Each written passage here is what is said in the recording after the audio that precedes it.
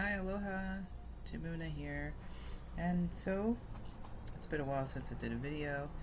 I have some time today to do it, even though we created time. And yeah, so we'll start off with, and I've been feeling inspired to do so. So the first thing is, only an instant does this world endure. We seek your holy world today, for we, your loving sons, have lost our way a while. But we have listened to your voice and learned exactly what to do to be restored to heaven and our true identity. And we give thanks today. The world endures, but for an instant. We would go beyond that tiny instant to eternity, and that's from Lesson 300 in A Course in Miracles. And for fun, I'm just going to go into each one of my decks. This is the Everyday Miracles card deck by Robert and Holly Holden. Now let's see which card everything's up to. Let's see. Okay, here we go. Today belongs to love, loving, not fear. If you knew who walks beside you on the way that you have chosen, fear would be impossible. Alright. And now we're going to go to Wisdom from A Course in Miracles. And let's see what comes out here.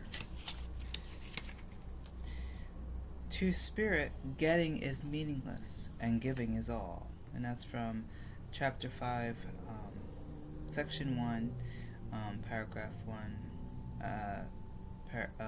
Sentence 7, I guess that is. I don't know. I never really understood. Anyway, these cards are a little bit different, how they do it. But anyway, it's from A Course in Miracles.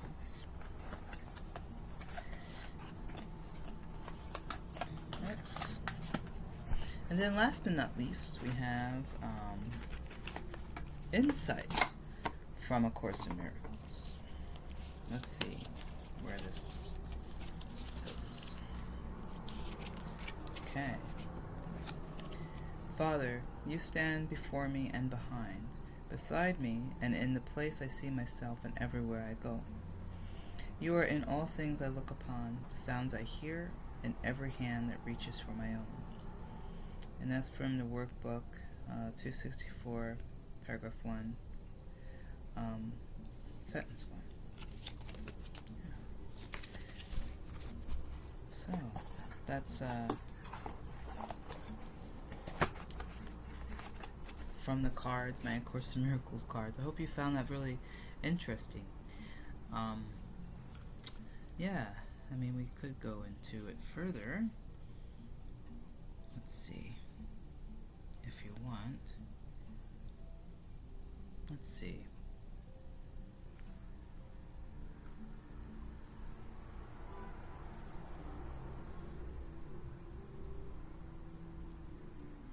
Let's see what happens.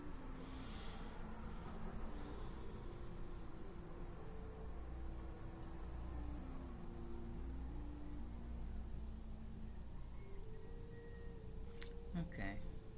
This is from the Manual for Teachers, 16. Part 16. And this is from How Should the Teacher of God Spend His or Her Day?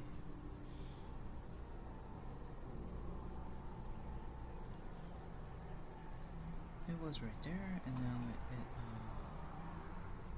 went away. Sorry.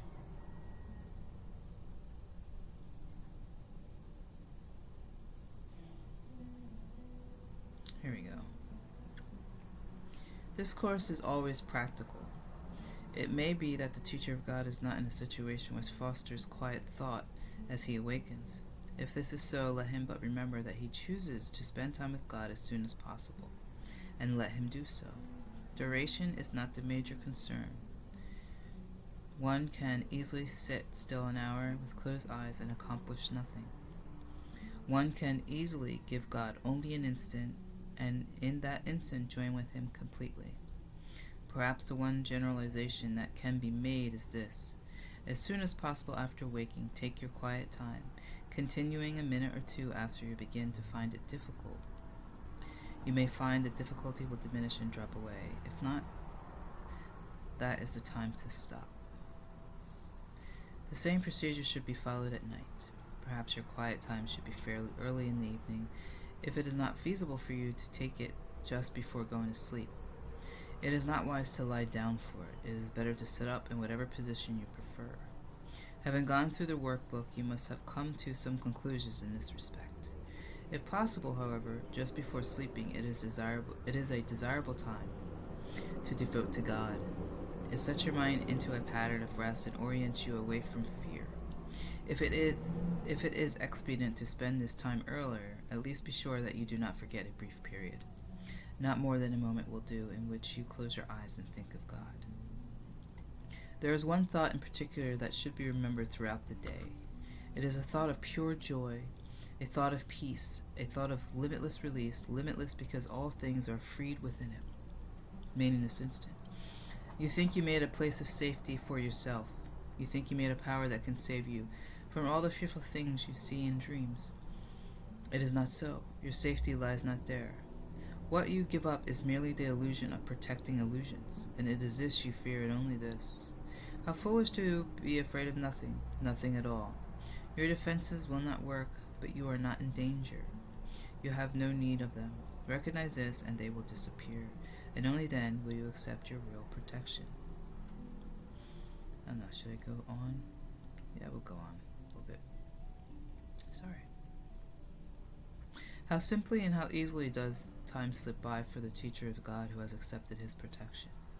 All that he did before in the name of safety no longer interests him, for he is safe and knows it to be so. He has a guide who will not fail. He need make no distinctions among the problems he perceives, for he to whom